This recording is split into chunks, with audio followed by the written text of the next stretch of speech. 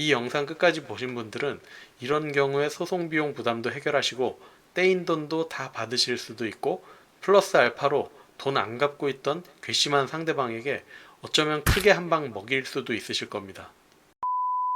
안녕하세요, 이경석 법무사입니다. 혹시 지인이나 친구한테 돈을 빌려주고 못 받으신 경우가 있으신가요? 말로 해서 주면 다행인데 끝까지 안 주는 경우에는 정말 난감하죠. 인터넷이든 유튜브든 다 알아보면 결국은 민사소송하라고 하거나 경찰서에 고소를 하라고 하거나 하는데요. 오늘은 형사 고소할 사안에는 해당되지 않고 오직 민사적으로만 돈을 받아내야 하는 케이스에 대해서만, 그 중에서도 받을 돈이 100만 원 이하 같이 초초 소액인 경우에 가성비 좋은 해결 방법을 알려드리도록 하겠습니다. 보통의 경우 소송을 고려하실 때 변호사 선임을 생각하시는데요. 변호사님이 소송 전 과정을 대리해서 처리해 주신다는 게 의뢰인 입장에서는 정말 편리하고 안심할 수 있는 방법이라고 하겠습니다. 그러나 이런 경우에 변호사 수임료가 정말 만만치 않습니다.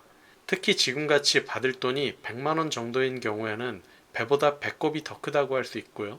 변호사님들 비용이 그래도 요즘엔 좀 낮아졌지만 최소 300만 원씩은 받으시잖아요. 그러면 내가 받을 돈이 100만 원인데 300만 원 내고 소송을 할 수가 있나요? 정말 열받고 돈을 떠나서 상대방 족치고 싶으면 그 돈 내고 하는 분들도 있죠. 그런데 대다수의 사람들은 이렇게 금액이 너무 적은 경우에는 소송 비용이 부담돼서 그냥 포기하고 내 돈 받을 권리를 묻어두는 경우가 대부분입니다.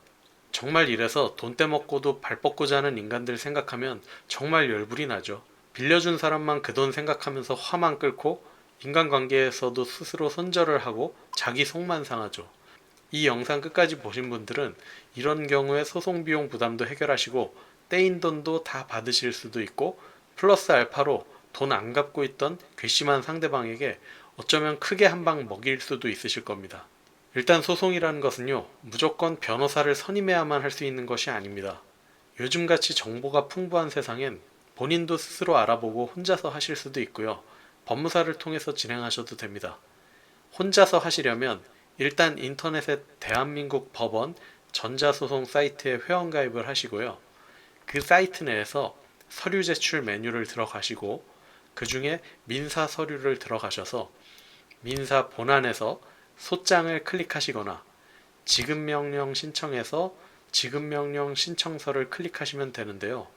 보통 유튜브 영상들을 살펴보면 지급명령이 수요되는 총 기간도 짧고 상대방이 14일 동안 이 일을 안 하면 확정된다던가 해서 간편하게 끝날 수 있다고 많이들 추천하시는데요.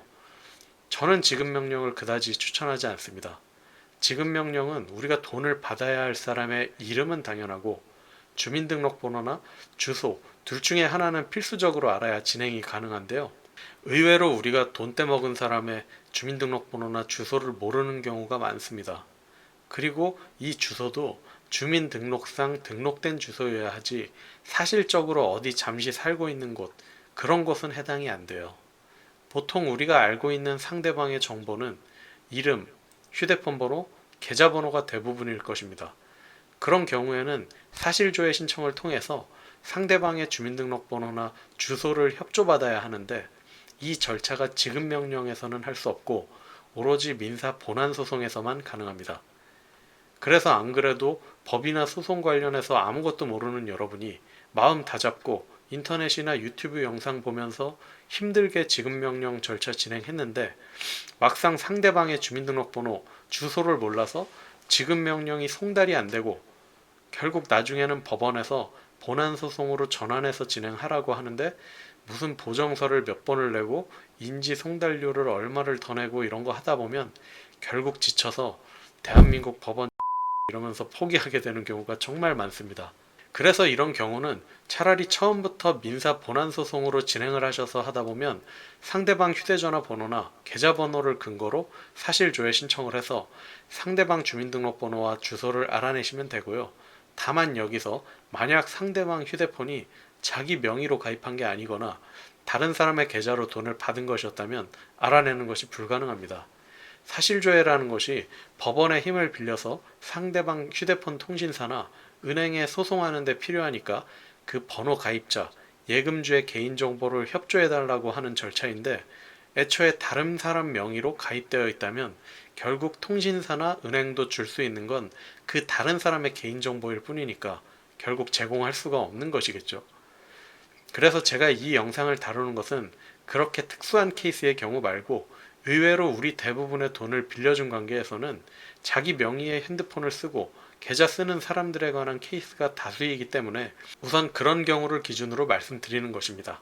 결국 이렇게 상대방 인적사항을 알아내신 후 승소하셔서 상대방이 돈을 주면 잘 받으시면 되고, 안 주면 그때는 강제집행이라는 절차를 통해서 압류나 빨간 딱지를 붙여서 상대방을 압박해서 받아내시면 됩니다. 이 부분도 사실 간단히만 말씀드렸지만 할 이야기가 많으니 그건 다른 영상에서 다루고요. 전반적으로 이 정도 그림으로 이해하시고 소송이라는 게 무조건 몇백만 원의 수임료를 지불해서만 진행할 수 있는 게 아니라는 것을 아셨으면 좋겠습니다. 물론 당연히 이렇게 스스로 전자소송 사이트에 가입하시고 거기에 필요한 정보를 기재하시고 중간에 사실조회 신청도 하시고, 이게 인터넷이나 유튜브를 아무리 잘 찾아보고 따라서 진행하려고 해도 바쁘거나 눈이 어두우신 분들은 사실 이것도 어려울 수가 있습니다. 그래서 두 번째 방법으로 법무사에게 사건을 의뢰하시는 것인데요. 법무사에게 사건을 맡기시면 위에 언급드린 것처럼 전자소송 사이트에 가입하셔서 민사 본안소송을 누르시고 사실조회를 하고 보정을 하고 이런 거 하나도 신경 쓰실 필요가 없으시고, 법무사가 소송 서류 다 작성해서 법원에 제출해주고, 상대방 인적사항을 모르면 통신사나 은행에 사실조회도 다 해주고, 법원에서 뭐 더해라 보정명령 같은 게 나와도 알아서 보정도 다 해드리고 합니다. 비용도 변호사에 비하면 반의 반값도 안 들어가는 경우가 많아서 정말 가성비가 좋다고 할 수 있습니다. 결국 그렇다면 변호사를 선임하는 것과는 무슨 차이가 있을까요? 법무사는 변호사처럼 의뢰인을 대리해서 법정에 직접 나가주는 업무까지는 못하는데, 사실 이런 못 받은 돈 받아내는 사건은 법정에 나가서 하는 것이 없고 재판이 그냥 30초 만에 끝나는 경우가 대부분이에요. TV나 영화에서 변호사들이 책상을 탁 치면서 이 있습니다, 증거가 어떻고 저쩌고, 판례가 어떻고 저쩌고 이렇게 이야기하는 것은 그냥 정말 재미를 위해서 그렇게 내용을 구성한 것이고요. 재판이 30초, 1분 만에 끝나는 현실을 그대로 방영하면 드라마가 재미가 없잖아요. 실제 우리나라 법원에서는 법정에서 나온 사람이 본인이 맞는지 확인하고, 혹시라도 판사님이 사건 내용 관련해서 궁금한 것이 있으면 본인에게 물어보는 정도인데, 그것도 영화 드라마에서처럼 판례에 입각해서 말하셔야 하는 게 아니라 정말 있는 그대로 사실적인 표현으로 말하시면 되는 것입니다. 게다가 이런 케이스는 돈 빌려줘서 돈 받아야 할 것이 너무나 명백해서 판사님이 물어보지도 않아요.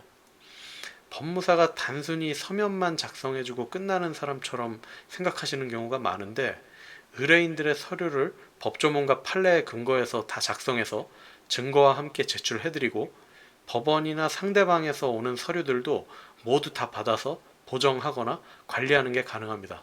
그래서 결국 차이점은 여러분이 법원에 한번 다녀오신다는 것 하나인데, 법원도 여러분 주소지 관할 법원으로 진행할 예정이라서 거리도 가깝고 잠시 한번 다녀오시고 몇백만 원 절약하실 수 있다면 충분히 해볼 만하지 않을까 싶습니다. 그리고 또 한 가지 메리트는 법무사에게 지불한 수임료는 승소하면 상대방에게 전액 청구가 가능합니다. 그래서 상대방에게 내가 받아야 할 원금과 이자뿐만 아니라 소송 시작할 때 납부했던 인지대 송달료, 거기에 법무사 수임료까지 다 상대방에게 물어내라고 할 수가 있는 거예요. 물론 이런 소액 사건인 경우 사건이 간단히 끝나면 법원에서 법무사 수임료를 절반 정도만 상대방에게 청구할 수 있게끔 감액할 수도 있는데, 그렇다 하더라도 여러분 입장에서는 굉장히 저렴하게 소송을 끝내실 수가 있는 것이죠. 실제로 제가 예전에 진행했던 사건은 받아야 할 돈이 100만 원도 안 했는데 승소한 다음에 상대방이 여전히 스스로 안 갚길래 통장 압류를 해드렸거든요. 그랬더니 불손한 태도였던 상대방이 나중에는 절절매는 목소리로 찾아와서 돈 줄 테니 통장 압류된 거 풀어달라고 했고, 저희는 원금의 이자에 소송에 들어간 비용, 법무사 수임료 다 포함해서 200만 원 이상 받아냈던 기억이 있습니다. 이런 식으로 상대방도 남의 돈 지 돈처럼 생각하며 떼먹을 때는 좋았겠지만, 우리도 적법하고 올바르게 대응해서 그동안 마음고생 시킨 거 다 돈으로 반성하게 해줘야죠.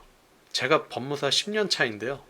채권 추심회사랑도 거래하고 여러 법인이나 사업하시는 분들 거래처로 두면서 소송, 강제집행 몇천 건은 해봤습니다. 만약 이렇게 돈 떼어서 못 받고 계시는 분들 계시면 제 채널 더보기란에 구글 폼으로 신청서 작성하셔서 문의 주시면 검토해보고 진행 가능하신 분들 케이스는 사건 진행해보겠습니다. 오늘 영상이 도움 되셨다면 좋아요, 구독, 알림 설정 부탁드립니다. 감사합니다.